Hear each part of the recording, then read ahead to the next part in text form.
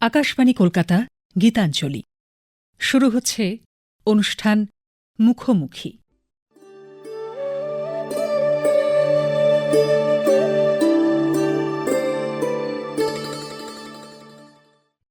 মুখোমুখি অনুষ্ঠানে আজ শুনবেন বিশিষ্ট নাট্য ব্যক্তিত্ব মেঘনাদ ভট্টাচার্যের সাক্ষাৎকার। তার সঙ্গে কথা বলেছেন নাট্য ব্যক্তিত্ব সুরজিৎ বন্দ্যোপাধ্যায়। কথার ধোঁয়াশা ছিল খুব, শব্দেরা বুনে চলেছিল ধূম্রজাল, যুক্তিতক্ক আর গপ্পর অতলে দিয়ে ডুব, বলি দেখা এঁকেছিল মহাকাল। তারই মাঝে বাঁশি হাতে কেউই কালের রাখাল, বাজিয়ে চলেছে এক সহজিয়া সুর, পায়ে বেঁধে অনন্ত নূপুর, ক্লান্তিহীন হেঁটে যায় সন্ধ্যা ও সকাল। খুব কি চিনেছি তাকে, জেনেছি যাকে বলে জানা, তবুও সে উড়ে যায় মেলে দিয়ে ডানা অন্তহীন পথে, সে আর আবহমান কাল। দেখা যাবে তাকে কেটে গেলে মনের মেঘের আড়াল। এই কবিতাটি দেবশঙ্কর হালদার লিখেছেন, আমাদের সময়ের অভিনেতা। লিখেছেন যার উদ্দেশ্যে তিনি প্রবাদ নাট্য ব্যক্তিত্ব। তবে প্রবাদ বললেই সবটা বোঝানো যায় না, কেউ কেউ প্রবাদের থেকেও তার বৃত্ত অনেক বড় করে ফেলেন। বলা যায় বাংলা থিয়েটারের সন্ধিক্ষণ, সন্ধিক্ষণের প্রতিশব্দ মেঘনাদ ভট্টাচার্য। আমার সৌভাগ্য যে আজ মেঘনাদদার মুখোমুখি হতে পেরেছি অভিনেতা হিসেবে, এটা আমার কাছে অত্যন্ত গর্বের। তবে মেঘনাদদার সঙ্গে এত ফর্মালিটি আমার কিছু নেই, কারণ উনি নিজে বটবৃক্ষের মতন আর কি, বিনত হয়ে তার উচ্চতাটা বুঝতে দেয় না। খেলার ছলে গল্পের ছলে অনেক শিক্ষা দিয়েছেন, তার সঙ্গে একসঙ্গে স্টেজ শেয়ার করেছি। সেই সুবাদেই বোধহয় আজ আমার এই পরম সৌভাগ্য ঘটল। এই মুখোমুখি অনুষ্ঠানের সময়সীমার মধ্যে আপনারাও জানেন, আমিও জানি, মেঘনাদ ভট্টাচার্যের মতো ব্যক্তিত্বকে ধরা যায় না। যে সময় গ্রুপ থিয়েটার ধীরে ধীরে একটা স্ট্যাটিক অ্যাক্টিংয়ের জায়গায় চলে গিয়েছিল, সেইখান থেকে তাকে তুলে এনে আমাদের বাংলার যে আদত অভিনয় শাখার সঙ্গে যুক্ত করেছিলেন মেঘনাদ ভট্টাচার্য, তার নিজের সাবলীল অভিনয়ের মধ্যে দিয়ে তিনি নির্দেশক হিসেবে আধুনিক প্রকরণকে গ্রহণ করলেন, আবার পেশাদার থিয়েটারের যে শক্তি তাকে মেলালেন। সংগঠক হিসেবে মেঘনাদ ভট্টাচার্যের কথা কাউকে বলে দিতে হয় না। যেখানে যেখানে থিয়েটারকে একজোট হবার প্রয়োজন পড়েছে সেখানেই একটি নাম প্রধান ভূমিকা নিয়েছেন, তিনি মেঘনাদ ভট্টাচার্য। প্রবাদ প্রতিম অরুণ মুখোপাধ্যায় এক জায়গায় লিখেছেন এবং বারংবার আমাদের বিভিন্ন আড্ডায় বলেছেন যে আসলে শায়কের নাটক তো শুধু নাটককার লেখেন না, তলে তলে নির্দেশক ও নাটককারের সঙ্গে সঙ্গে লিখতে লিখতে যান। তার মানে উনি নাটককারও, স্বীকার করেন না। আমি এই 10 দিগন্তের মানুষটাকে কি করে ধরি বলুন তো, ধরা যায়? তবু বিন্দুতে সিন্দুর স্বাদ দেওয়ার চেষ্টা করব। মেঘনাদদা তার কৈশোর যৌবনের সন্ধি লগ্ন থেকে, যখন থেকে সে অভিনয়ের সঙ্গে থিয়েটারের সঙ্গে যুক্ত হচ্ছে, অদম্য আগ্রহ তার, তখন থেকে তার কাছে সৌম্যমিত্র, উৎপল দত্ত, অজিতের সম্মানের হলেও তার অনেক বেশি আত্মীয় মহেন্দ্রগুপ্ত, বাংলা থিয়েটারের মুকুটহীন সম্রাট মহেন্দ্রগুপ্ত, যার নাম অনেকেই আজকাল জানেন না। কি দুর্ভাগ্যের না? কিন্তু মেঘনাদ তার কাজের সঙ্গে প্রতিনিয়ত পরিচিত ছিলেন। মহেন্দ্রগুপ্ত থেকে ভানু বন্দ্যোপাধ্যায়, সত্য বন্দ্যোপাধ্যায়, পরবর্তীকালে যখন গণনাট্য থেকে কালী বন্দ্যোপাধ্যায় বেরিয়ে এসছেন, মাস থিয়েটার থেকে গণেশ মুখোপাধ্যায়, এদের সঙ্গে, গণেশ মুখোপাধ্যায়ের সঙ্গে, এই পেশাদার থিয়েটারের যে অভিনয়ের শক্তির সঙ্গে মেঘনাদদা অসম্ভব পরিচিত। আমার প্রশ্ন হচ্ছে, তাহলে মেঘনাদদা তুমি পেশাদার থিয়েটারে না গিয়ে গ্রুপ থিয়েটারে এলে কেন? আসলে ওই যে সময়টা তুমি বলছো, ওই 66-67 সালের, মানে আমি তখন স্কুলের উঁচু ক্লাসে পড়ি, 68-তে আমি হায়ার সেকেন্ডারি দিয়েছি। তখন থেকে আমার একটা হ্যাবিট তৈরি হয়ে গেছিল, কিংবা আকর্ষণ ছিল, সবকটা পেশাদার রঙ্গালয়ের অধিকাংশ প্রযোজনা দেখার। 1.5 টাকার টিকিটে শেষ সারিতে বসে, বিশ্বরূপায় ওটা প্রায় গ্যালারির মতো ছিল, রংমলেও দোতলায়, স্টারেও দোতলায়, টিফিনের পয়সা, গাড়ি ভাড়া, বাস ভাড়া বাঁচিয়ে থিয়েটার দেখা। কারণ আমাদের থিয়েটারে যে চরিত্রগুলো মঞ্চ অনুযায়ী আলাদা ছিল। অর্থাৎ স্টার থিয়েটারে মানবিক মূল্যবোধ, রুচিবোধ, সাহিত্য, তেমনি রংমলে হাসির মাধ্যমে, মানে ব্যঙ্গের কষাঘাত। বিশ্বরূপায় গেলে দ্বন্দ্বমূলক যে ঘটনা, তার যে আকর্ষণ, সেইটা। আবার উৎপল দত্তের ওখানে গিয়ে রাজনৈতিক নাটক। এবার পরে যখন রঙ্গনাথে অজিতেশ বন্দ্যোপাধ্যায় এলেন তখন আর একটা দিগন্ত খুলল। এই যে ভ্যারাইটি, এক একটা মঞ্চের এক একটা চরিত্র, এটা আমাকে খুব আকর্ষণ করলো। কারণ আমি যত ভালো ভালো অভিনয় বাংলা থিয়েটারে দেখেছি তার অধিকাংশই পেশাদার রঙ্গালয়। আসলে তারা সব সেলফ মেড অভিনেতা, নিজেরাই ঠিক করতেন কিভাবে তারা কাজ করবেন, কারণ সেই অর্থে নির্দেশক ছিল না। শিশির ভাদুরীর কাজ দেখিনি, কিন্তু শিশির ভাদুরীর পরে নির্দেশক হিসেবে পেশাদার রঙ্গলায় পেয়েছি সৌমিত্র চট্টোপাধ্যায়কে, জ্ঞানেশ দাকে। কিন্তু বাকি সব জায়গাতে একজন নির্দেশকের নাম ছিল, যেমন দেবনারায়ণ গুপ্ত, উনি তো নির্দেশক নন, উনি নাটককার। এক্স্যাক্টলি। কিন্তু ওখানে ভানুমন্ডল বন্দ্যোপাধ্যায়, ওখানে মহেন্দ্র গুপ্ত, ওখানে পঞ্চানন ভট্টাচার্য, ওখানে সতীন্দ্র ভট্টাচার্য, ওখানে অপর্ণা দেবী, ওনারা নিজেরাই বোধহয় নিজেদের তৈরি করতেন।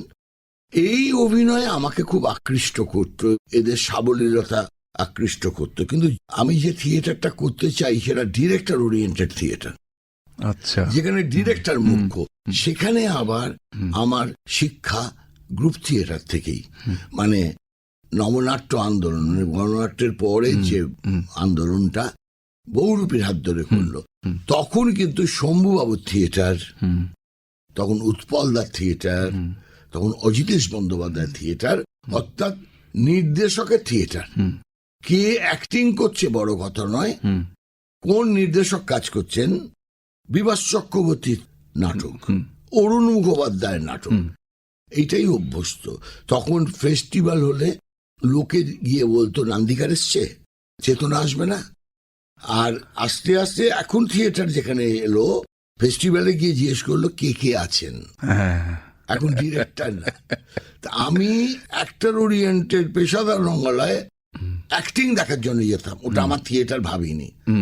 আমি মুক্ত অঙ্গনে জনৈকের মৃত্যু দেখতে দৌড়তাম, আমি শোভনিকের নাটক দেখতে যেতাম, আমরা শ্যামল ঘোষের নাটক দেখতে যেতাম মুক্ত অঙ্গনে 2B বাসে করে আমার উত্তর কলকাতা থেকে। ওখানে নান্দিকারের নাট্যকারের সন্ধানের সঠিক চরিত্র দেখেছি ওইখানে। মুক্ত অঙ্গন হচ্ছে আমাদের পীঠস্থান, আর এদিকে আমাদের মিনার্ভা, এই দুটো আমাদের। এরা আমাকে অনেক বেশি আচ্ছন্ন। আমার নিজের একটা থিয়েটার ছিল, থিয়েটার তৈরি করেছিলাম 1979-এ, বিজন থিয়েটার। সেখানে তো অন্যেরা বৃহস্পতি শনি করতো, আমি তো করিনি। আমি বুধবারে ছিলাম, কারণ বুধবারে বৃহস্পতি শনি রবির দর্শক ছিল না, বুধবারে গ্রুপ থিয়েটারের দর্শক ছিল। আমি গ্রুপ থিয়েটার নাটক করতে চেয়েছি, অ্যাক্টর কে প্রশ্ন করছে না, প্রোডাকশনটাই বক্স, জগন্নাথটাই বক্স, মারির সংবাদই বক্স, মাধব বাণিজ্য কন্যা ওটাই বক্স, একদম তাই তো। শম্ভুদা করছেন, কিন্তু শম্ভুদা যখন আমাদের বাদল সরকারে পাগলা ঘোড়া করলেন তখন তো শম্ভুদা নেই, কিন্তু পাগলা ঘোড়া একটা সুপার ডুপার হিট থিয়েটারে। অর্থাৎ টোটালিটিতে যে থিয়েটার দেখা, আলো, শব্দ, সেট, অভিনয়, মেকআপ, অর্থাৎ এলিমেন্টারি সমস্ত জিনিস প্রসিনিয়াম স্টেজকে ব্যবহার করতে জানে যে লোকটা, সেই লোকটা আমি পেশাদার রঙ্গলে অনেক পরে পেয়েছি সৌমিত্রদার মধ্যে, তার আগে ছিল না। আর সৌমিত্রদা যখন পেশাদার রঙ্গলায় এলো, তখন কিন্তু সৌমিত্রদার হাতে একটা বড় অ্যাক্টর ছিল, ডিরেক্টর সৌমিত্র চ্যাটার্জির হাতে, অভিনেতা সৌমিত্র চ্যাটার্জি। না, সেটা যদি বলো তাহলে তো যেমন সৌম্যমিত্রর হাতেও একটা সৌম্যমিত্র ছিল, উৎপল দত্তর ক্ষেত্রে বরং বলা যায় বেশ কিছু নাটকে আছে উৎপলবাবু খুব ছোট ছোট চরিত্র অভিনয় করেছেন। ডিরেক্টর মেঘনাথ ভট্টাচার্য একজন মেঘনাথ ভট্টাচার্যকে পেয়েছিলেন যিনি দায়বদ্ধে গগন করতে পারেন না।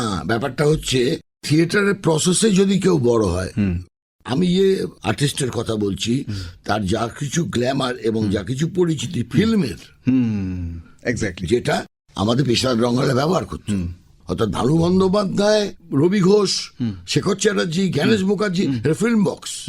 কিন্তু অজিত বন্দ্যোপাধ্যায় হচ্ছে থিয়েটারের লোক, যিনি পেশাদার রঙ্গলা থেকে উঠেছেন। তাদের উপর ভরসা করে থিয়েটার চলতো না। শ্যামলী করতে গেলে উত্তম কুমারকে লাগবে, তারপরে বসন্ত চৌধুরীকে লাগবে, অথবা সৌমিত্র চ্যাটার্জিকে তাপসী করতে লাগবে। এখানে জওহর রায় নিজেই বক্স, ফিল্ম বক্স, একদম হরিধর তাই। মুখোপাধ্যায় ফিল্ম হ্যাঁ বক্স। হ্যাঁ হ্যাঁ, একেবারে তাই। আমরা যেটা করি তাতে কিন্তু কোনো ফিল্ম বক্স নয়, একেবারে আমাদের থিয়েটারের। থিয়েটারের লোকেদেরই অভিনয় দেখে লোকে চমকিত হয়ে যায়, তখন তারা স্টার হয়ে যায়। অর্থাৎ অভিনয়টা টেস্টেড হওয়ার পরে যদি গগনের মেঘনাথ বচ্চন স্টার হয়ে গিয়ে থাকে, তাহলে সেটা মেঘনাথ বচ্চনের প্রসেস থেকে উঠেছে। মেঘনাথ বচ্চন একবার থিয়েটার থেকেই হয়েছে, হ্যাঁ। মানে অন্য মাধ্যমের জনপ্রিয়তার না, না। কারণে নয়। আমার সেই সময় ডিরেক্টর ওরিয়েন্টেড থিয়েটারকে পছন্দ হয়েছিল, সেই জন্য আমার নিজের হাতে থিয়েটার থাকতো, আমি কখনো বৃহস্পতি শনি রবিবার ওই থিয়েটারটা করিনি, কিন্তু আমি অবজ্ঞাও তাদের করিনি। একদম। তাদের কি ক্ষমতা ছিল, সত্য বন্দ্যোপাধ্যায়কে আমার মনে হতো যে উনি থিয়েটারের রাজা, কিং। একেবারেই তাই। আমি দায়বদ্ধ যখন রবীন্দ্র সদনে করছি, সত্যদা দেখতে এসেছিলেন, তো সত্যদা বললেন যে শোন, মাতাল হওয়া তো খুব সোজা, কিন্তু মাতাল হয়ে স্টেজের ওপর সব কটা কথা দর্শককে স্পষ্ট বোঝানো বড় শক্ত। কারণ তুই মাতাল হয়ে এমন জড়িয়ে দিলি, কথা বোঝা গেল না তা তো নয়, তা তুই পরিপূর্ণ মাতাল হয়ে সমস্ত কথা দর্শককে শোনাতে পারলি কিভাবে, কোত্থেকে শিখলি? বলো কেন, আপনার কাছ থেকে। ঝরঝর করে কেঁদে ফেললো লোকটা, বুকে জড়িয়ে ধরল আমাকে, যে আসামি হাজির দেখেছে, যে কোথায় পাবো তারে দেখেছে, তাদের তো বোঝার কথা নয় যে একটা কথা পাখির বুকে তীর বেঁধে পাখির কান্না গান হয়ে বেরিয়ে যায়। একটা কথা লব্জ করে নিয়েছেন সত্য ব্যানার্জি, কোথায় পাবো তারে। আর প্রত্যেকটা পেশাদার রঙ্গলার প্রোডাকশনে এক একটা সিন থাকে, আমরা যারা তার দর্শক তারা জানতাম যে ওই সিনটা কার, অর্থাৎ 4টে বক্স নেওয়া হয়েছে, ওই 4 জনে 4টে সিন থাকবে, সেখানেই তারা মাস্টারি করে দেবে, বাকিরা ওই দৃশ্যটাই ওকে ছেড়ে দেবে, ও মাস্টারি করে। এরকম করতে করতে সত্যদার একটা সিন এসছে, কিছুক্ষণের মধ্যে আমাদের নার্ভ থেকে আমরা বুঝে নিয়েছি এটা সত্যদার সিন। তা ওখানে মহুয়া আনলো গাছের তলায় বসে, এগুলো 15-20 মিনিটের সিন হয় এক একজন আর্টিস্ট। 15 মিনিটের মধ্যে লোকটা নর্মাল অবস্থা থেকে ডেড ড্রাঙ্ক হয়ে যায়, আমার চোখের সামনে হয়তো। এবার নর্মাল অবস্থায় ডেড ড্রাঙ্ক হয়ে যায় মহুয়া খেতে খেতে। তখন বোঝা যায় যে এই পাখির বুকে তীর বেঁধে পাখির কান্না গান হয়ে বেরিয়ে যায়, এই কথাটা উনি লব্জ হিসেবে প্রথম থেকে কেন ব্যবহার করছেন, এটা কেউ কাউকে বলেনি, উনি নিজেই ব্যবহার করছেন। এইবারে কেমন আছিস সুরজিৎ, কয়েকদিন দেখা হয়নি, পাখির বুকে তীর বেঁধে পাখির কান্না গান হয়ে বেরিয়ে যায়, তারপরে তোর কি খবর, সিরিয়াল ভালো চলছে। এরম যদি একটা লোক বারবার এটা ব্যবহার করে, তাহলে ভাবে এই লোকটা এই কথাটা সে ব্যবহার করছে কেন। তখন দেখি যখন আস্তে আস্তে মদ্যপ হচ্ছে ওই সিনে, তখন কথা বলতে বলতে পাখির বুকে তীর বেঁধে পাখির কান্না বলে হাত নেড়ে গান হয়ে বেরিয়ে যায়, এটা বললেন। আরেকটু ড্রাঙ্ক হলে পাখির বুকে তীর বেঁধে পর্যন্ত বলেছেন, পাখির কান্না গান হয়ে বেরিয়ে যায় টোটাটা হাতে বললেন।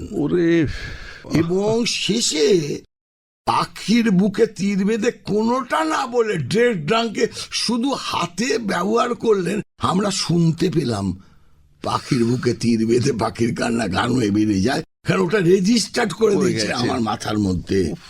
এই হলো অভিনেতা। যেমন নটনটি হচ্ছে রঙ্গনা থিয়েটারে দেখেছি, সেখানে একটা দৃশ্যে গুরুদাস ব্যানার্জি রামকৃষ্ণ, গুরুদাস দা তো এমনি একটার সময় রঙ্গনায় ঢুকলেন, পাতা শার্ট পরে গালাগাল দিচ্ছেন, যেই মেকআপটি 2টোর সময় করলেন, গুরুদাস দা রামকৃষ্ণ হয়ে গেলেন। রাত 9টা পর্যন্ত রামকৃষ্ণ থাকবেন, ডবল শো করবেন, মধ্যিখানে রামকৃষ্ণকে উনি ভাঙবেন না, তার মানে কথা বলছেন সারাক্ষণ রামকৃষ্ণের মতো, তারপর স্টেজে গিয়েও বলছেন, মানে এইরকম তার ইনভলভমেন্ট। উনি কিন্তু রামকৃষ্ণের মেকআপ করে নর্মাল কথা বলবেন না। এবারে দানাকারি করছে সন্তোষ দত্ত, ঠিক আছে, আর রামকৃষ্ণদেব করছেন গুরুদাস ব্যানার্জি। গঙ্গার পাড়ে বসে আছেন ঠাকুর বারান্দায়, দানাকারি এসে বলছে যে ঠাকুর তুমি আমার নেশা করে দাও। তো বল তোকে কি নেশা করবো, তুই তো সারাক্ষণ নেশা করেই আছিস, এইসবে আমার নেশা হচ্ছে না, তুমি দাও। তখন ঠাকুর বলছে দেখি তোর জিভটা দেখি, তখন জিভটা বার করে দানাকালি সন্তোষ দত্ত দেখাচ্ছে এই, তখন ঠাকুর বলছে ও বাবা তোর তো দেখি মায়ের মতো জিভ, বলে জিভটা একটা টাচ করে দিল, যেই টাচ করে দিল সন্তোষ দত্ত ওই বারান্দার মধ্যে রোল করে যাচ্ছেন, ঠাকুর আমার একই করলে ঠাকুর, ঠাকুর আমার একই করলে ঠাকুর বলে রোল করছেন, আর ঠাকুর গুরুদাস ব্যানার্জি পা দিয়ে তাকে ধরার চেষ্টা করছেন আর বলছেন মা ওকে রক্ষা করো, মা ওকে রক্ষা করো। আমার না এই গলার মধ্যে আটকে গেল দমটা। দুটো অভিনেতা যে ওই মুহূর্ত স্টেজের ওপর ঘটাতে পারে, এই রকম বিশাল অভিনেতা যে পাপ পুণ্যতে বাচ্চাটাকে মেরে আসার পর আচারি বিচারি করে অজিতেশদার অভিনয়ের মধ্যে যেমন আমরা হাফ টাইম হয়ে যেত, বেরোতাম না কফি খেতে, সবাই আচ্ছন্ন হয়ে বসে থাকতাম, ওর একটা আমি নটিতেও দেখেছি। মানে এত পাওয়ারফুল অ্যাক্টররা ছিল আমাদের। সেই শক্তিকে তুমি কখনো অগ্রাহ্য করোনি? কারণ বরঞ্চ আমি এটা জানি যে আমাদের গ্রুপ থিয়েটারের প্রচুর লোকের খুব উন্নাসিকতা ছিল এই পেশাদার রঙ্গালয়, কিন্তু পেশাদার রঙ্গালয় যখন উঠে গেল তখন অনেকে মনে করলো এবার আমরা রাজা হয় না। মূল জলের স্রোতটা যদি বন্ধ হয়ে যায়, শাখা নদীতে জল আসবে না, টোটালি ইকোলজিটাই নষ্ট হয়ে যায়, একদম নষ্ট হয়ে যাবে। এইটা বিভাস চক্রবর্তী অনেকদিন আগে বলেছিলেন যে জানিস আমরা ওই পেশাদার থিয়েটারের বিশৃঙ্খলা, ওই আমরা তো শম্ভুবাবুর আবিষ্কৃত থিয়েটারে অভ্যস্ত যে খাবার নিয়ে ঢুকবে না, অভিনেতারা যেমন ঢুকবে মন্দির ভেবে, দর্শকও ঢুকবে মন্দির ভেবে, সেই সমীয় পেশাদার থিয়েটারে সেটা থাকে না। ফলে আরো অনেক কিছু আছে যেগুলো সত্যি হয়তো থিয়েটারে বাঞ্ছিত নয়, কিন্তু উই ধরা আলমারিগুলো খসে খসে পড়ছে, ফেলে দিতে গিয়ে ভেতরে যে মণিমুক্ত ছিল সেগুলো ফেলে দিয়েছি একদম। কিন্তু সেইটা ফেলে দেননি মেঘনাথ ভট্টাচার্য। আসলে পেশাদার রঙ্গালয়ের নাটকের মধ্যে যে বাঁধুনিটা ছিল না, ম্যাক্সিমাম লেভেল অফ অডিয়েন্সকে ধরার একটা ক্ষমতা ছিল পেশাদার রঙ্গালয়। সেখানে একই সঙ্গে অধ্যাপক, বড় একজন পলিটিশিয়ান, তার পাশে বড় একজন ডাক্তার, একজন উকিল, মুদির দোকানদার, গৃহবধূ, বাজারের লোক বসে বসে পেশাদার রঙ্গালয় তার মতো করে বৌদ্ধিক আনন্দ পেত। একদমই, এটা তো আমাদের শিক্ষণীয়।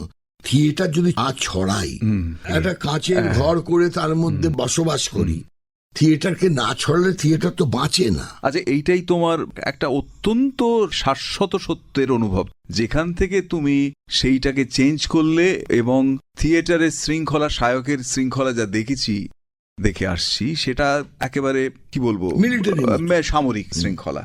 অথচ তার মধ্যে যে প্রাণ নেই তা নয়, কিন্তু ভয় আটকে আছে, সবাই ভয় পাচ্ছে, মানে রক্তকরবীর সেই যক্ষপুরী নয়, কিন্তু প্রত্যেকটা মানুষ নিজেরা শৃঙ্খলিত হয়েছে, সেই শিক্ষাটা তুমি তাদের দিতে পেরেছো, মনে করছো এইটা দরকার। আবার তার সঙ্গে তুমি যখন অভিনয় করছো, তোমার মধ্যে যেটা দেখেছি বিভিন্ন অভিনয়ে, আজ থেকে তো দেখছি না তোমার অভিনয়, বিভিন্ন চরিত্রে দেখছি, এবং এই তো সম্প্রতি দেখলাম ধর্মাবতার, সেইখানে এইটা দেখেছি যে সেখানে সময়ের সঙ্গে পাল্টে যাচ্ছ।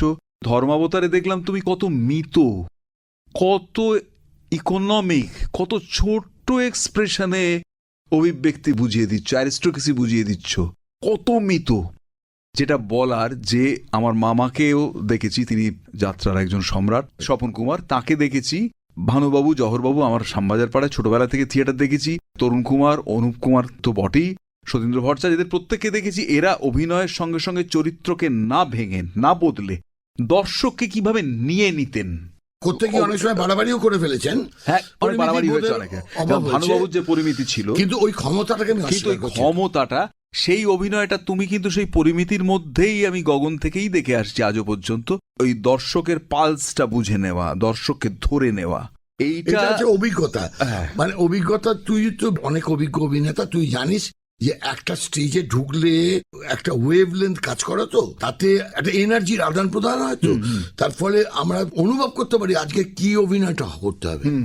এইটা কিন্তু শেখানো যাবে না, এটা একেবারে অভিজ্ঞতা ছাড়া হবে না। যেমন ধর যে পরিমিতি বোধ কত কমে আমাকে প্রকাশ করতে পারবো, এটার জন্য আস্তে আস্তে একটা উইজডম অ্যাক্টিং এর দিকে যেতে হয়। এই উইজডম অ্যাক্টিং কাউকে শেখানো যায় না, না, না, এটা তাকে তার মতো করেই ভাবতে হয়। আর সেই জায়গাটা কিন্তু এই পেশাদার থিয়েটার অভিনেতা, তোমার কথাতেই আসছি, যেহেতু এখানে সেই নির্দেশক ছিল না, ফলে নিজেদের প্রতিষ্ঠা করবার জন্য নিজেদেরই তাদের দর্শকের সঙ্গে মোকাবিলাটা করে নিতে হতো। এবং আমি শঙ্করের কাছে শুনেছি, শঙ্কর চক্রবর্তী, যে উৎপল দত্ত পর্যন্ত বললেন, কি ওই লাফটারটা হলো, তার মধ্যে কথা বলে ফেললে কেন? জানো না ওখানে লাফটারটা হয়, টাইমিং এ লাফটার হবে, কনফিডেন্স থাকবে না কেন? লাফটারটা হবে, ওয়েট করো, তোমার ডিকশন নিয়ে পড়ে ছাড়ো, হাসিটা বন্ধ হয়ে যাচ্ছে, তোমার কথাটাও চাওয়া পড়ে যাচ্ছে, উনি চাইছেন হাসিটা হোক। হ্যাঁ নিশ্চয়ই। নিশ্চয়ই, আমি দর্শকের রিপার্কেশনের জন্যই তো থিয়েটারটা করতে এসেছি, একদম একদম। আমি তো বোবা দর্শক চাই না। ফলে এইটা তোমার মধ্যে অদ্ভুত ভাবে এখন বুঝতে পারছি তোমার কথাগুলো। রংমহলে যারা থিয়েটার দেখেছে তারা বুঝতে পারে যে টাইমিং কি, মানে সেন্স অফ হিউমারটা কাকে বলে, আর দর্শককে কিভাবে হাসতে দিতে হয়। হ্যাঁ, এটা সত্য বন্দ্যোপাধ্যায়, এটা ভানু বন্দ্যোপাধ্যায়, আমাদের জওহর রায়, এদের মধ্যে আছে। একদম, এরা শিখিয়েছেন দিনের পর দিন। একেবারে এখন খুব ক্লিয়ার হচ্ছে যে তুমি আসলে সামগ্রিকভাবে একটা সমস্ত থিয়েটার থেকে সমস্ত গুণগুলো নিয়ে একটা সম্পূর্ণ থিয়েটার করার স্বপ্ন দেখেছিলে বলেই তুমি এই থিয়েটারে এসেছিলে। এবং পরবর্তীকালে তারপর তো দেখা গেছে তোমার পরপর নাটকগুলো, প্রথমে তুমি এসে দুই হুজুরের গপ্প করলে, সেটা শায়ককে চিহ্নিত করলো। তুমি তলস্তয় থেকে জ্ঞানবৃক্ষের ফল করলে, তার প্রশংসা আজও করে। বা সোনার মাথাওয়ালা মানুষের অ্যাবসার্ডিটি ধরলে, সিমন মার্শাল বার্টল ব্রেক্টের সেই নাটক যদিও স্বপ্ন অশোক তাকে দিয়ে অনুবাদ করিয়ে তুমি করলে।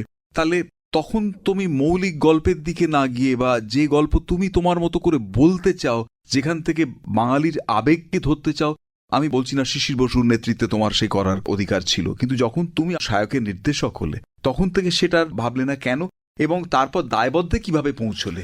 ঘটনাটা কি হচ্ছে, যখন আমি নিজের ডিরেকশনটা 79-এ শুরু করলাম শিশিরদার পর, তখন বাংলা থিয়েটার অবস্থাটা কি ছিল? তখন কিন্তু বাংলা থিয়েটারে অনুবাদ রূপান্তরের প্রবাহ চলছে, প্রবাহ একদম। অজিতেশ বন্দ্যোপাধ্যায়, রুদ্রপ্রসাদ সেনগুপ্ত, এমনকি আমাদের শম্ভুধা, প্রবাহ চলছে। আর ইতিহাস তুলে তুলে নিয়ে আসছেন আমাদের উৎপল দত্ত। এর মধ্যে দাঁড়িয়ে মৌলিক নাটক সার্চ করাচ্ছে আমি এই যে story of two master Mikhail সালতিকভ-চেত্রিনের গল্পটা পড়লাম, পড়ে নাটককারকে বললাম দেখুন তো এর থেকে কিছু হয় কিনা। চন্দনদা নিয়ে গেল। কিংবা আলফোন্স দোদের একটা গল্প পড়লাম, ছোট গল্প, সেটা দিলাম, তাতে সোনার মাথাওয়ালা মানুষ বেরিয়ে এলো। টলস্টয়ের এই যে ফ্রুটস অফ কালচার, এইটা কিন্তু আমায় বেছে দিয়েছেন অজিতেশ বন্দ্যোপাধ্যায়। আচ্ছা, পাওয়ার অফ ডার্কনেস করার পর অজিতেশ দা বললেন তোমাকে আমি একটা টলস্টয় করে দেবো, মানে রূপান্তর করে দেবো। এবং ফ্রুটস অফ কালচার কিভাবে উনি অ্যাডাপ্টেশন করবেন, মুখে মুখে রামকৃষ্ণের মতো সবটা বলে গেছিলেন, আর সেটা আমার কম্পিউটার ব্রেনে ঢুকে গেছিল। কিন্তু আমার দুর্ভাগ্য, অজিতদা চলে গেলেন 83-তে। এবার আমি চন্দনদাকে বললাম যে চন্দনদা, এই হলো ফ্রুটস অফ কালচার, এইটা আমাকে অজিতদা বেছে দিয়েছে। কিভাবে অজিতদা এটা অ্যাডাপ্টেশন করবেন, বিদেশি ফুল দেশি মাটিতে বপনে তো অজিতেশদার তুলনার বলতে পারবে না। কিভাবে বিদেশি ফুল আমার দেশি মাটিতে বপন হবে, এইটা হলো তার আউটলাইন। আমি মুখস্থ বলে যাবো অজিতদা যা যা বলেছে। এবারে দুটো নিয়ে এবার ওর নিজস্ব স্বাধীনতা আছে, ওর দেখার চোখ অনেক বেশি। ও শান্তিপুরে ফেললো ব্রহ্ম সমাজে, সেটা অজিতদা বলেনি। ব্রহ্ম সমাজের ব্রহ্ম জমিদার তার উপর ফেলে একটা অন্য জিনিস করে দিল, কিন্তু তার মধ্যে অজিতদাকে মাথায় রেখে আমরা প্রোডাকশনটা নিবেদনও করেছি আমার অজিতদার স্মৃতিতে। এই যে ব্যাপারগুলো হলো, তারপর থেকে চারদিকে ব্রেক হচ্ছে। তখন নাগের বাজার থাকি আমি, অসদাকে গিয়ে বললাম অসদা আমি তো টলস্টয় করলাম, চেট্রিন করলাম, আমি একটা ব্রেক করবো না, সবাই ব্রেক করে, আমি কিরম একটা মনে হচ্ছে অশিক্ষিত। তখন বলে আমি করে দিতে পারি। বলে দেখো ভিশনস অফ সিমন মার্শাল বলে একটা নাটক আছে, যেটা কলকাতায় হয়নি। জন অফ আর্ককে নিয়ে 3টি নাটক ব্রেকটা আছে, তার মধ্যে এটা হয়নি। আমি করে দিতে পারি, তুমি করবে? আমি আপনাকে যখন বলছি তখন করবো। দেখো পরে কিন্তু আমার খাটিয়ে এ করবো। একটা ঝরঝরে অনুবাদ করে দিল, ওটা একমাত্র অসদার পক্ষে সম্ভব। সবকিছু বিদেশি রাখলো, অনুবাদ করলো, রূপান্তর না, কিন্তু ভাষাটা একেবারে যেন বাংলা ভাষা, বাংলার কথা বলে, মানে আড়ষ্ট না একদম। এবারে আমি তো আলিয়া ফাঁসে গেলাম, ওখানে গেলাম, সেখানে গেলাম, প্রচুর রিসার্চ, কারণ আমার ভয় হয়েছে। আমি হচ্ছে 7 তলায় বাস করি, নাটকটা 21 তলার, বুঝেছো? আমাকে একটা জাম করতে হবে, যতটাই জাম করি না কেন কিছুটা উঠবো তো। পিঠ খুব চাবড়েছে, লোক পিঠ লাল হয়ে গেছে, কিন্তু সেই অনেক সাকসেসফুল হয়নি, যেরকম সাকসেস হতাম সেইটা হয়নি। কিন্তু 75টা অভিনয় তখনকার দিনে হয়েছিল। বাবা। তা যাই হোক, তারপরে এই যে চন্দনদার সঙ্গে একটা মানে গ্যাপ হয়ে গেছে। এবার চন্দনদাকে একটা কিছু, কারণ চন্দনদার নাটকই আমি করি, সবকটা নাটকই চন্দনদা।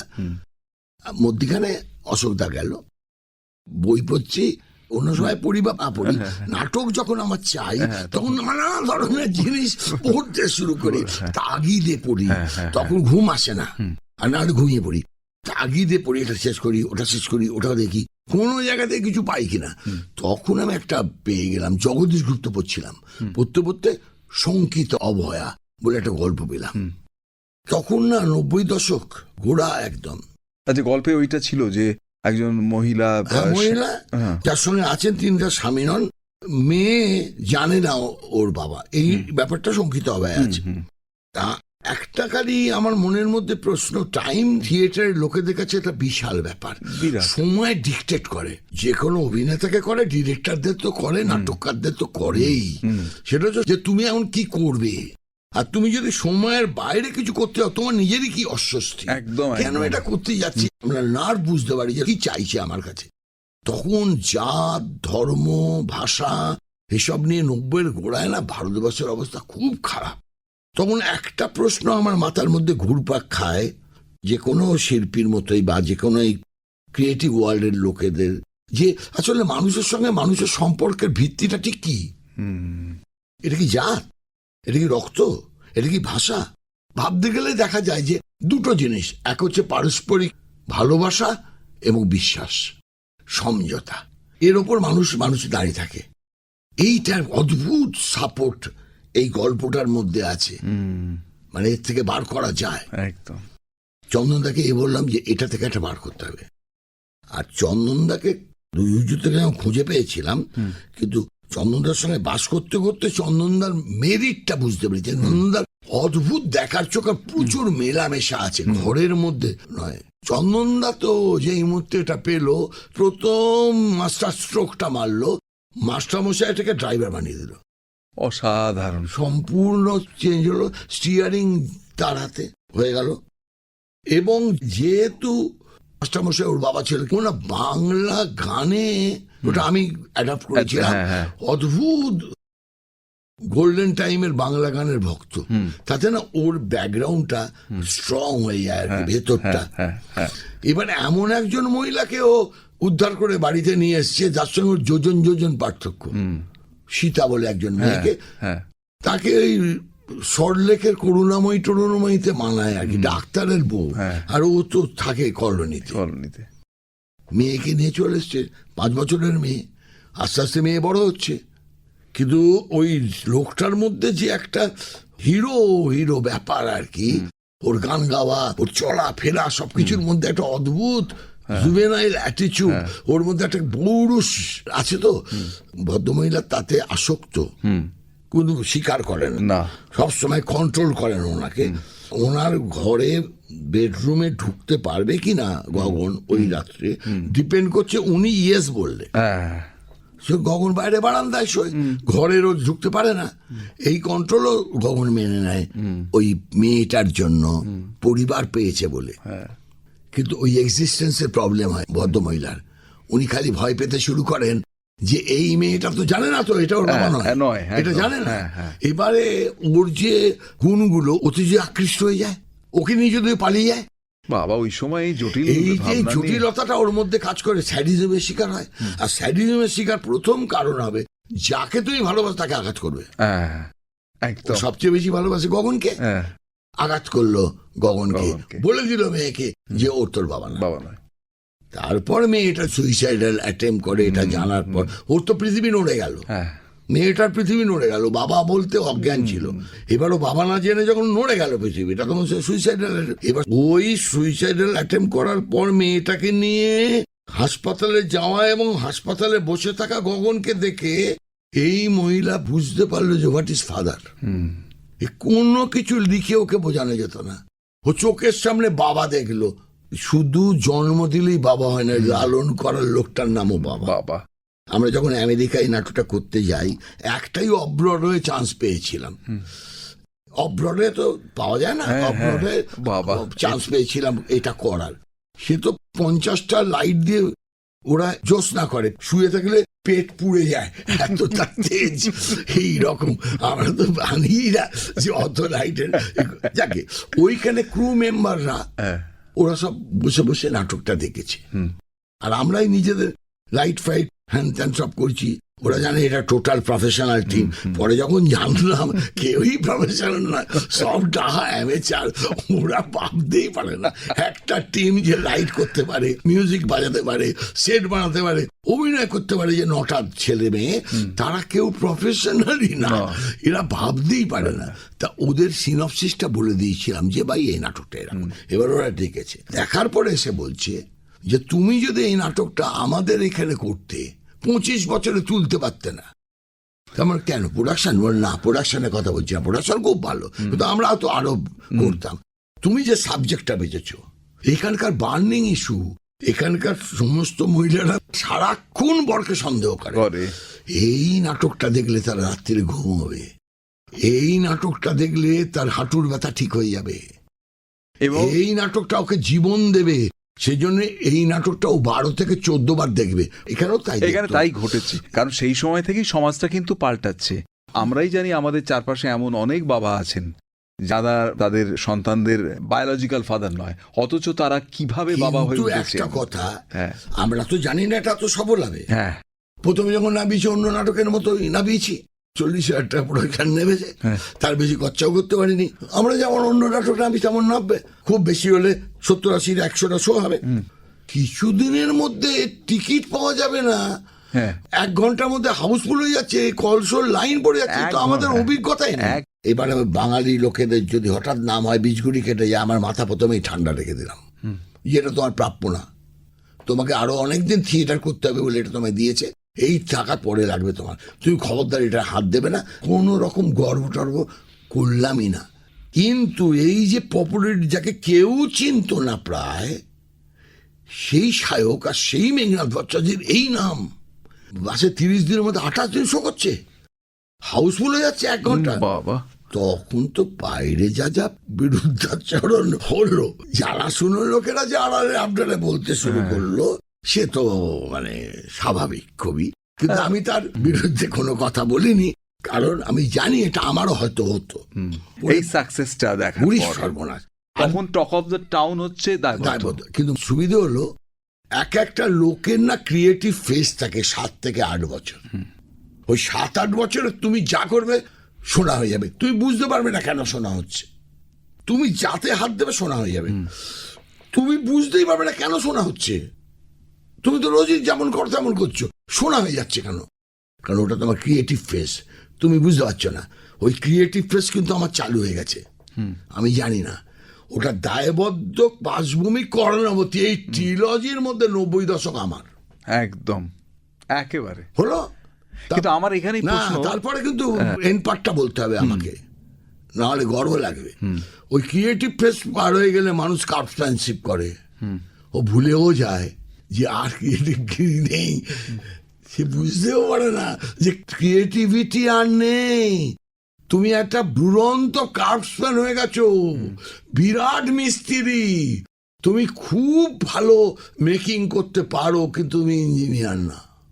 ইঞ্জিনিয়ারিং পিরিয়ড চলে গেছে, আমার তাই হলো না। সেটা সর্বার্থে মানি না, এই জন্যে যে তার কত বছর বাদে আবার পিঙ্কি বুলির মতো নাটক তো তুমি উপহার দিলে বাংলা থিয়েটারকে, যেখানে শঙ্খ ঘোষ লিখছেন এবং আমাকেও বলেছিলেন যে নেশায় পড়ে গেছি পিঙ্কি বুলি, শঙ্খ ঘোষ। এবং শঙ্খ ঘোষ পিঙ্কি বুলির নেশায় পড়ে গেছেন মানে মুষ্টিমেয় বুদ্ধিজীবীর ভালো লেগেছে, বাকিটা তারা দায়বদ্ধ একটা ইতিহাস। ও জনপ্রিয়তা তো কালে ভদ্রে হয়, মহাকাল চিহ্নিত করে। কিন্তু পিঙ্কি বুলিও হাউসফুল আফটার হাউসফুল হয়েছে। শঙ্খ ঘোষ থেকে সাধারণ মানুষ তারা প্রত্যেকে আপ্লুত হয়েছে। ক্রিয়েটিভ ফেস কি করে বলছো তুমি এ কথা?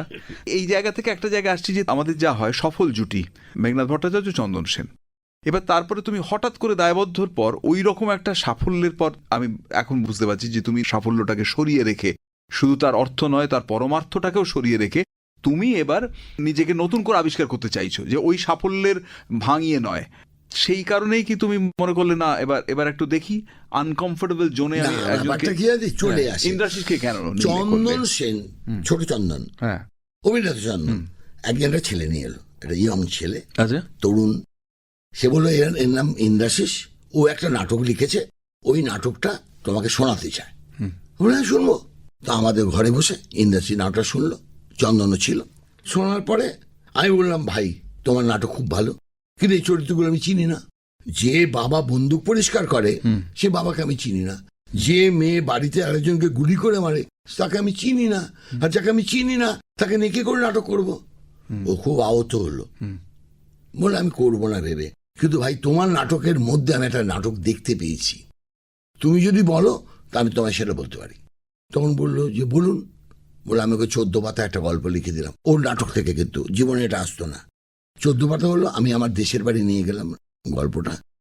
একটা মেয়ে এসছে বাড়িতে প্রভূত সম্পত্তি নিয়ে, আমার দুর্গা এসে গেল, ষষ্ঠীর দিন ঢুকলো, বিজয়ের দিন বেরিয়ে গেল। সবাই চাইলো তার কাছে এটা দাও ওটা দাও সেটা দাও, কেউ ওকে রাখলো না, বিসর্জনই দিয়ে দিল। আবার ওয়েট করবে ওর জন্য পরের বছরের জন্য। এই যে দুর্গা সিস্টেম আমি দেখেছি, এই মাদার আর্কিটেক্টটাকে নিয়ে এলাম। আমার জ্যাঠামশাইকে মনে পড়লো বাবার রোলে।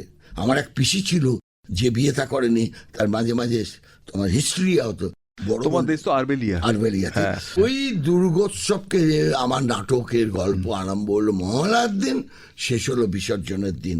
আমি লিখে দিলাম, ও তা অনুযায়ী নাটকটা লিখে দিল। দেওয়ার পরে মহিদাকে পড়াতে গেলাম। আমি সবসময় আগে মহিদাকে পড়াতাম, দায়বদ্ধ থেকে স্টার্ট করেছি। মহিদা আমায় বলে দিত রেভিনিউ স্ট্যাম্পে লিখে নাও দায়বদ্ধর মতো আর একটা নাটক 10 বছরে হবে না। প্রথমে মহিদা বলেছে। বলছো কি? একদম। রেভিনিউ স্ট্যাম্পে আজকের ডেটা লিখে নাও মেঘনাথ, তুমি যদি করো 10 বছর ওই নাটক কেউ করতে পারবে না, লিখে নাও, এরম বলেছে। মহিদা বলছে তুমি যা নাটক তৈরি করতে পারো, তুমি যে স্ট্রাকচার বানাতে পারো, তুমি নাটক লিখে অনেকে নাটক লেখা বন্ধ হয়ে যাবে। সত্যি? এবং আমি বিশ্বাস করিনি, কারণ সংলাপ যার হাতে নেই সে নাটককার না। আমার হাতে সংলাপ নেই, আমি স্ট্রাকচারালি নাটক বুনে দেবো, কারণ ওটা ডিরেক্টরের কাজ।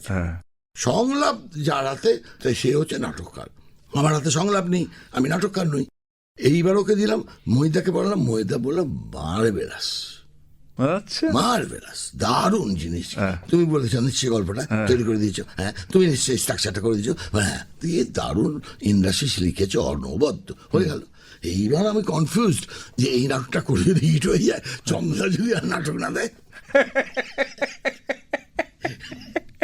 তখন ইন্ডাস্ট্রিজকে বললাম না আমি এই নাটকটা করবো না, তবে আমি যেটা করেছি সেটা তোমায় দেবো না, তুমি তোমারটা দিয়ে দাও অন্য কাউকে। রমাপ্রসাদ ওই নাটকটা কদম বলে একটা দল হাওড়াতে শুরু করে দিল রিহার্সাল, বাসভূমি, সেটা ওই ওর বাসভূমি, আমারটা না।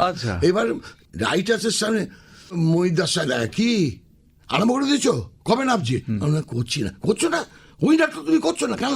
বললো না, যদি তুমি এই চন্দনকে চেনো, ও অত ছোট নাকি, কি মনে হচ্ছে? তুমি জিজ্ঞেস করো তো, তোমাকে আগে বলবে করো না। কিন্তু আমি তোমার ক্ষেত্রে অবাক হয়ে যাচ্ছি যে চন্দন সেন যে কি মাপের নাট্যকার সেটা আমরা সকলেই জানি, কিন্তু সব নাটকের মধ্যেই যে তোমার অবদান, তোমার কাঠামো বাঁধা, সেটাও আমরা জানি। তো তারপরে একটা সাকসেসের পর যদি আর একটা সাকসেস হয়, শুধু চন্দন সেনের সঙ্গে তোমার বন্ডিংটা নষ্ট হবে বলে তুমি করছিলে না? এই মূল্যবোধে বাঁচতে। তখন আমি প্রথম মহিদাকে জিজ্ঞেস করলাম, আমি ভরসা পেয়ে গেলাম যে চন্দনদা রাজি হবে। চন্দনদাকে জিজ্ঞেস করলাম না, আগে জিজ্ঞেস করলাম রমাপ্রসাদকে, এই তুই কি বাসভূমি স্টার্ট করে দিয়েছিস? হ্যাঁ।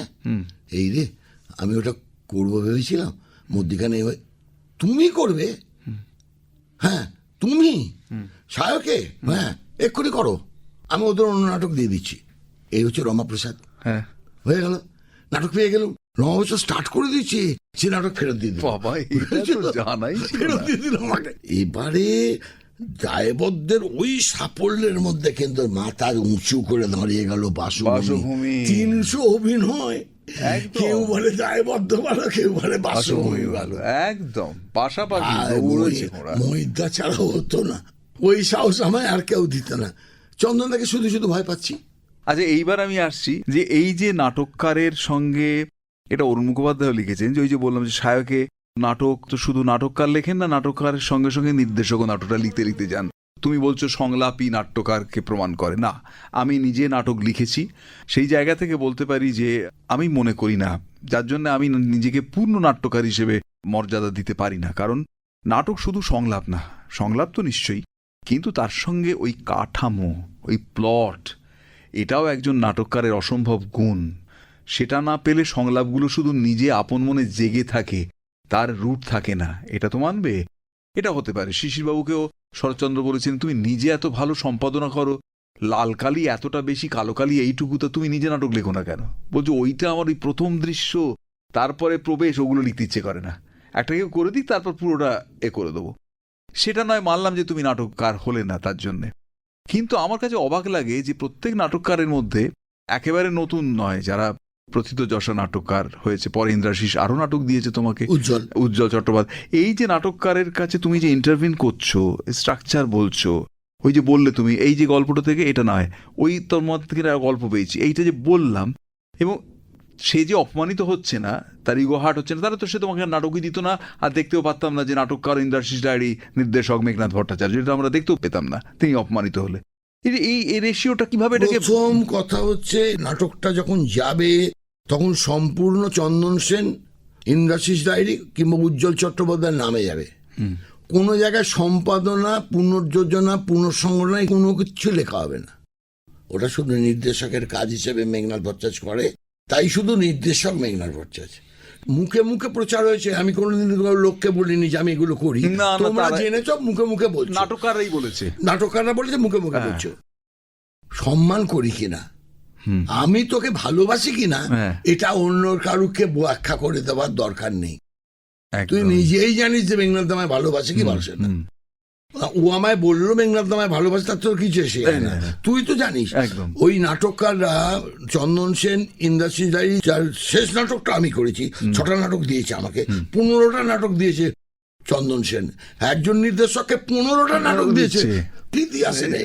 তাই তো ইন্দ্রাশিস ডায়েরি 6টা নাটক দেখেছে, 93 সাল থেকে মৃত্যু পর্যন্ত, 2013 পর্যন্ত, বেঁচে থাকলে আরো অনেক একদম। তো এখনো পর্যন্ত 4খানা নাটক দিয়েছে উজ্জ্বল চট্টোপাধ্যায়। প্রত্যেকে জানে যে আমি ব্যক্তিগতভাবে তাদের গুণের যে সম্মান করি, মর্যাদা দিই। আমি স্বীকার করি যে তোমরা আমার চেয়ে অনেক বেশি বুদ্ধিমান, আমার থেকে অনেক বেশি পড়াশোনা জানা লোক, আমি এন্ড্রিস্টই তোমাদের কাছে, আর আমি যা করি ওই নাটকটার জন্য। আমার ভেতর কথা না বললে আমি তোমায় জ্ঞান দিই না, ভেতর কথা বললে বলে দিই, তুমি তখন তাকে জেনুইন কথা বলছে লোকটা, তুমি বুদ্ধিমান হলে নিয়ে নেবে। আর এইটা যে কতখানি সত্যি সেটা বোঝা যায়। কোন নাটককার আমার বিরুদ্ধে একটি কথা কোথাও কখনো বলেনি। আর কথা বললে তো তাহলে বারংবার তারা নাটক দিচ্ছে কি করে? তোমার সঙ্গে বন্ডিং, তোমার সঙ্গে রসায়ন তৈরি হচ্ছে। মেঘনাদ ভট্টাচার্য নাটক মানে একটা সময় চন্দন সেন, ইন্দ্রাশিস ডায়েরি, প্রায় সুচিত্রা উত্তম জুটির মতন।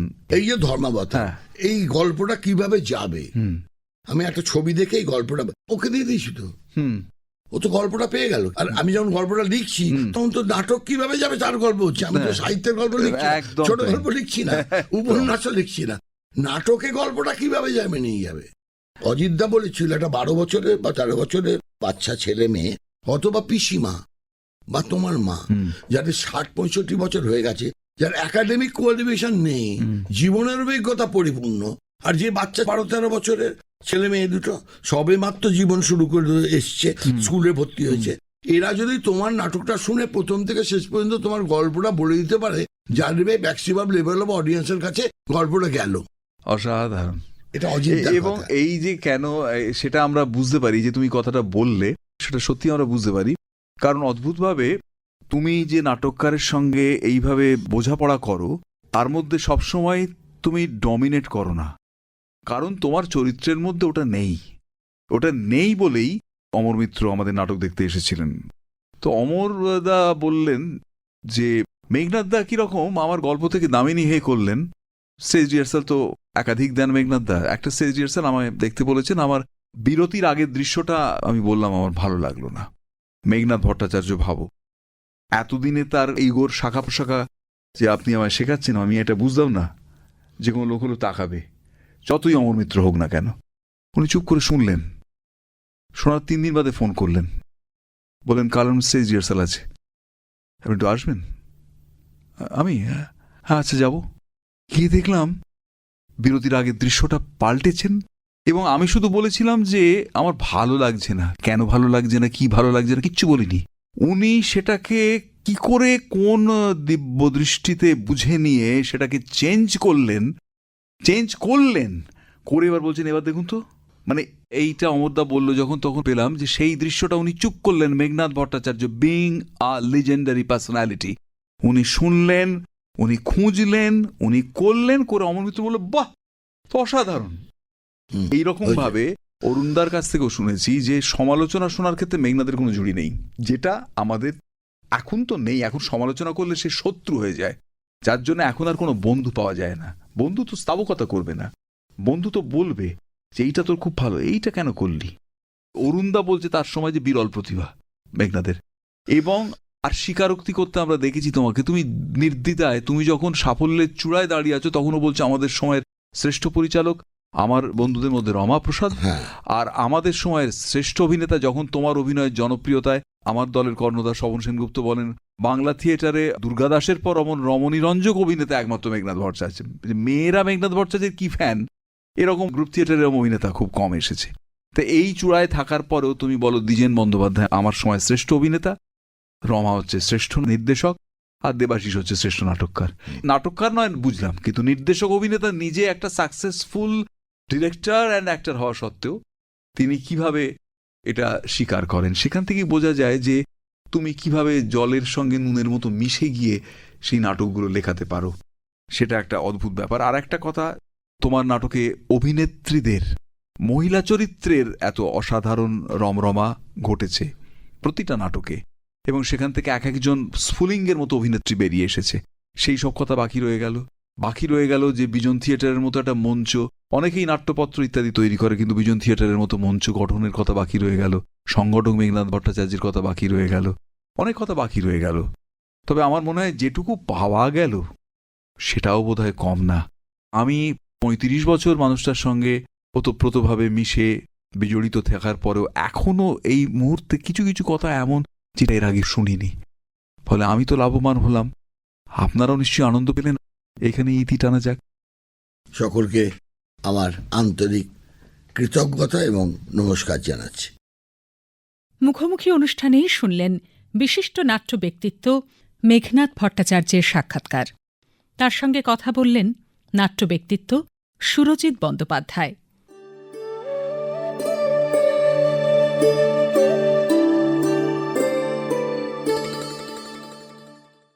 মুখোমুখি আজ এই পর্যন্তই। শব্দগ্রহণ ও সম্পাদনা সঞ্জয় চট্টোপাধ্যায়, প্রযোজনা দেবর্ষী ঘোষ।